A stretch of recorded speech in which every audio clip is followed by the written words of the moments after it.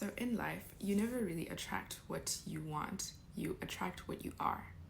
You call into your experience the things that are a vibrational match for wherever you are at in your life. So let's ground that in reality.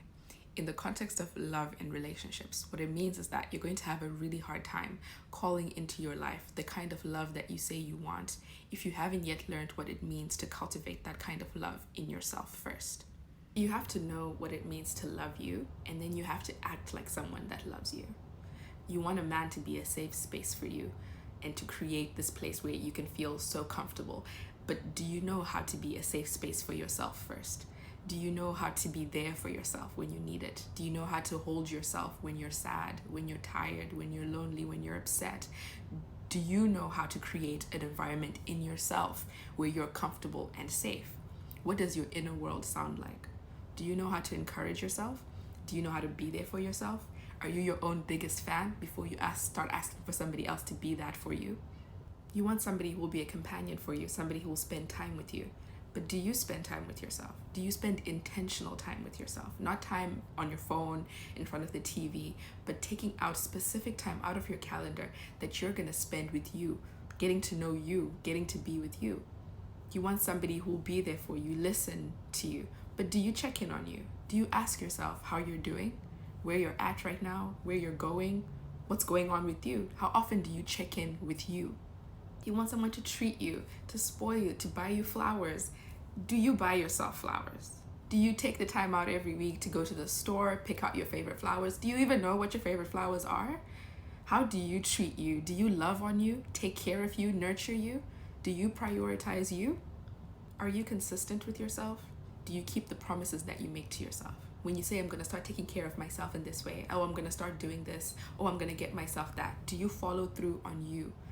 Do you keep the promises that you make to yourself?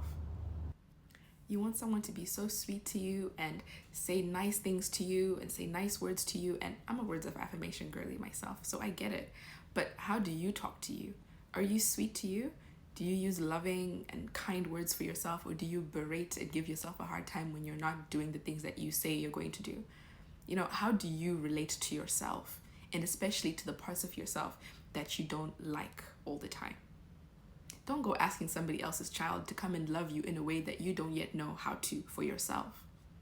And here's another thing that we sometimes do as women as well, is to entertain situations that we don't want. We say we want a guy who's intentional, a guy who's consistent, but anytime the inconsistent one shows up, we're like,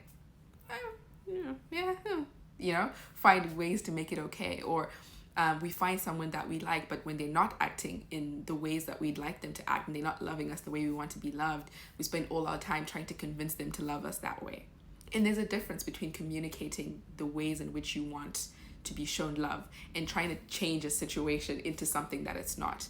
The thing that you want in life, the thing that you're praying for, isn't going to show up as something that you don't want for you to now start changing and adjusting and trying to fix and compromise with and send paragraphs to and write stories about. Like, it's not going to come that way.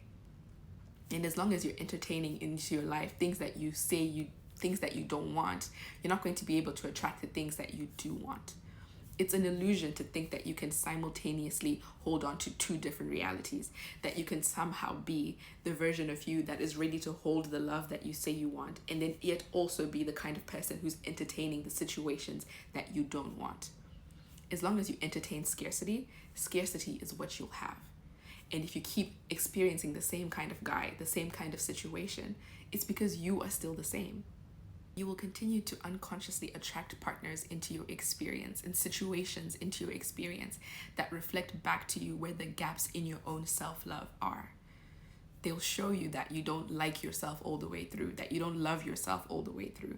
And it's clear that you don't love yourself all the way through because you entertain those situations in your reality. You find ways to make it acceptable. You rationalize it, and you can even make it seem fun and make it seem exciting. But as long as you're entertaining situations that you don't want, it means that you're not yet the version of you that's ready to hold the love that you say you want. You would sabotage it if it came. In fact, you would be the problem. And here's the thing. It's okay that sometimes there's just that one person or situation that's really hard to let go of. It's okay that sometimes you just want to flirt for attention. It's okay that sometimes you just want to talk to and entertain someone because you're lonely and it's just nice to have somebody there. Nobody really talks about how hard it is to have to choose yourself consistently. Because anytime you have to do any sort of choosing, any picking, it means that you have to forego something else. And that something else is often something that you want, something that you're enjoying, or something that you've gotten attached to. So it's okay to want it, but you have to want yourself more. You have to decide that you're worth the sacrifice.